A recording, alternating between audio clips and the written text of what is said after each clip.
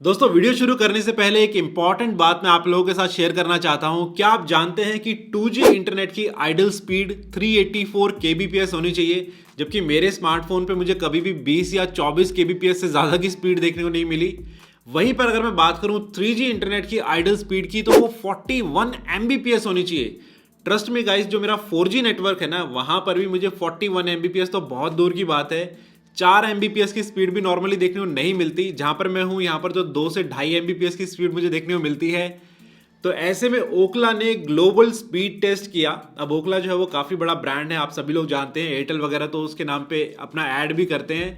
तो ओकला ने global speed test किया 4G का, और यहाँ पर 138 कंट्रीज में से इंडिया का जो रैंक है वो 131 नंबर पे आया है। इससे भी ज़्यादा दुख की बात यह है कि पाकिस्तान, नेपाल, बांग्लादेश, श्रीलंका जैसी जो कंट्रीज है, जो हमारे सराउंडिंग कंट्रीज हैं, उनकी 4G नेट की एवरेज स्पीड हमारे नेट से डबल या उसके आसपास है। तो ऐसे में कहीं ना कहीं ये मेरा मानना है कि जैसा धोखा हमारे साथ 2G के अंदर हुआ, 3G के अंदर हुआ, 4G के अंदर हुआ, वैसा 5G के अंदर ना हो। तो इसीलिए मैंने ऐसा थंबनेल बनाया है कि यार ऐसा 5G मुझे नहीं चाहिए जिसके अंदर आप 3G वाली स्पीड भी हमारे को ना दे पाओ। तो इस वीडियो के अंदर डिटेल में हम बात करने वाले हैं कैसा 5G नेटवर्क इंडिया के अंदर आने वाला है, और हमें क्या क्या एक्सपेक्टेशन है 5G से, कितना प्राइस हो सकता है, ले दे के घुमा फिरा के सारी बातें इस वीडियो के अंदर मैं करने वाला हूं। तो मेरा नाम है संदीप और चैनल का नाम है टेक वानी। बिना वक्त गवाए लेट्स गेट स्टार्टेड। 5G के बारे में डिटेल में बात करने से पहले हम समझ लेते हैं कि 5G के अंदर आपको 3 बैंड देखने को मिलते हैं, लो बैंड, मिड बैंड और हाई बैंड। अभी जो हाई बैंड वाला है वो तो यार बहुत ही मुश्किल है इंडिया के अंदर चल पाना, क्योंकि ये मिलीमीटर बेस्ड होता है और 24 गीगाहर्ट्ज की फ्रीक्वेंसी पे चलता है। अब यहाँ पर आपको हर 700 से 800 मीटर के ऊपर एक टावर लगाना पड़ेगा, और यार इंडिया के अंदर हर 800 मीटर पे एक टावर लगाना मेरे ख्याल से बहुत ही मुश्किल काम है। और अगर किसी ने लगा भी दिया तो इंफ्रास्ट्रक्चर की जो कॉस्ट है वो इतनी ज़्यादा बढ़ जाएगी कि जो 5G की कॉस्टिंग है मेरे ख्याल से वो ऑलरेडी मतलब कि बहुत महंगा है। कितना महंगा मैं आपको आगे वीडियो के अंदर बताने वाला हूं। लेकिन अगर मिलीमीटर बेस्ड 5G हमारे यहाँ पर आ गया तो जो कॉस्ट है वो डेफिनेटली बहुत ऊपर चली जाएगी। और बात करूं अगर मैं लो बैंड वाले 5G की, तो वो 6 गीगाहर्ट्ज की फ्रीक्वेंसी के आसपास चलता है। और ये आप जो 4G नेटवर्क अभी चल रहा है ना, उसी का सरप्लस आप मान सकते हैं।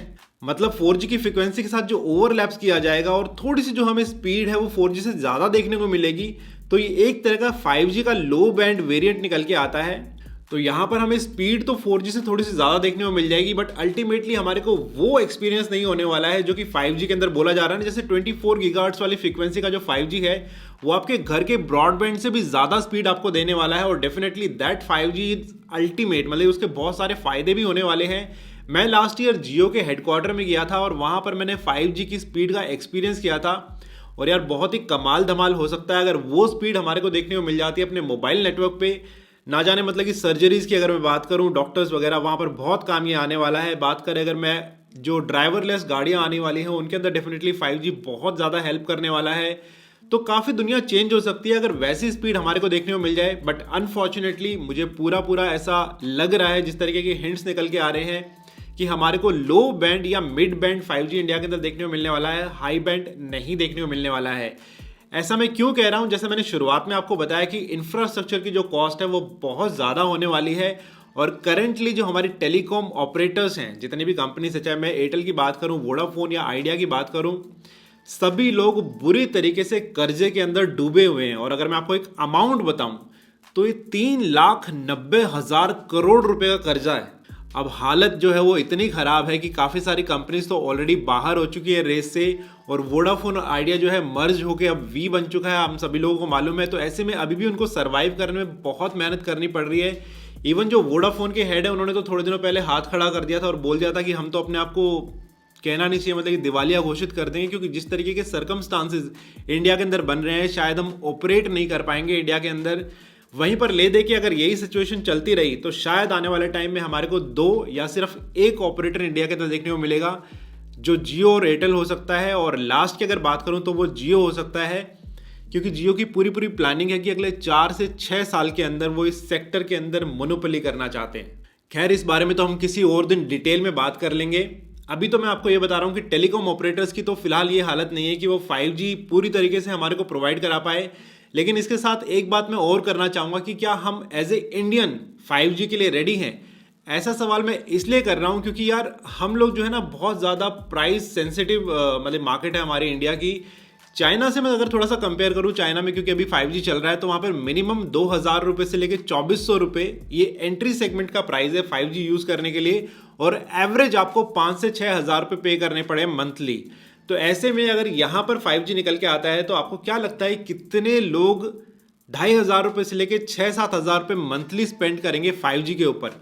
जहाँ पर अगर मैं बात करूँ तो 10,000 रुपये का एवरेज स्मार्टफोन इंडिया के अंदर चलता है, और ऐसे में अगर मैं 5,000 रुपये महीने के खर्च करूं 5G नेटवर्क पे तो कहीं से भी जस्टिफाई नहीं होता है। तो कहीं ना कहीं मुझे लगता है, और वैसे भी यार हम लोग मानते हैं ना, जब अरे भाई चल तो रहा है ना ठीक, नेट तो ठीक से काम कर रहा है, यूट्यूब भी ठीक से चल रहा है, व्हाट्सएप वगैरह ईमेल वगैरह सारे काम हो रहे हैं, तो मुझे क्या ज़रूरत है 5G की।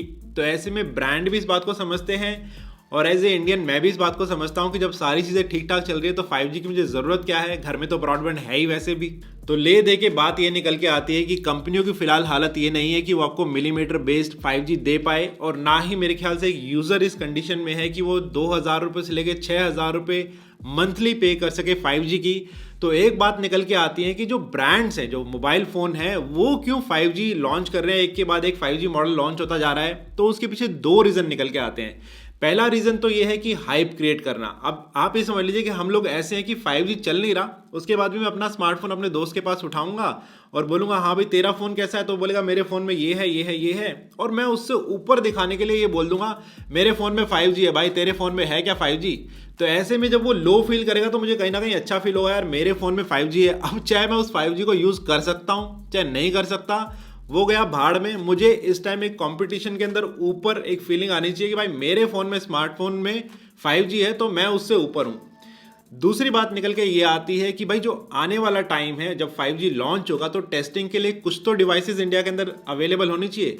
तो ऐसे में स्मार्टफोन ब्रांड्स जो है वो, और ज़्यादातर आप देखिएगा जो क्वालकॉम है उसकी तरफ से आपको 5G स्मार्टफोन देखने को मिलेंगे किसी और प्रोसेसर कंपनी के मुकाबले या मीडियाटेक के मुकाबले। रीज़न ये है कि क्वालकॉम का एक बहुत अच्छा कोलैबोरेशन हुआ है जियो के साथ, और पार्टनरशिप है काफ़ी बड़ी आने वाले टाइम में 5G नेटवर्क को लेके। तो ऐसे में उन्होंने अपने स्नैपड्रैगन के प्रोसेसर लॉन्च करने शुरू कर दिए इंडिया के अंदर, ताकि जब 5G की टेस्टिंग हो तो आने वाले टाइम में जियो को और क्वालकॉम को दोनों को काफ़ी ईजी हो, और टेस्टिंग के लिए मार्केट के अंदर काफ़ी सारे स्मार्टफोन पहले से अवेलेबल हो, और वो दिक्कत ना आए जैसा कि जियो के अंदर हुआ था ना, कि जियो जब आया था तो उस टाइम पे 4G वाले स्मार्टफोन इतना अवेलेबल ही नहीं थे, तो लोगों ने बहुत सारे बाय किए थे। तो वो सिचुएशन ना आए, पहले से ही टेस्टिंग के लिए स्मार्टफोन मार्केट के अंदर अवेलेबल हो।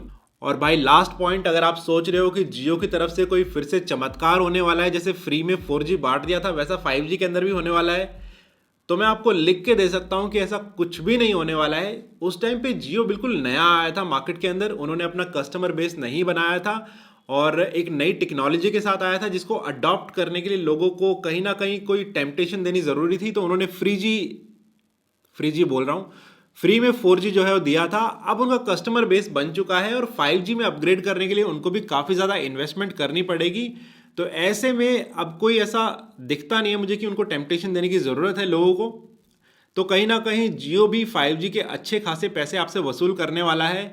तो ऐसे में ले दे के मेरा एक ही सवाल है आप लोगों से, क्या आपको ऐसा 5G चाहिए जिसके अंदर स्पीड तो आपको 4G से थोड़ी सी ज़्यादा देखने को मिले, लेकिन पैसे आपको भर भर के भरने पड़े? बाकी दोस्तों जैसे ही 5G इंडिया के अंदर आएगा हम भी उसको टेस्ट करेंगे और आपको बताएंगे उसका फीडबैक।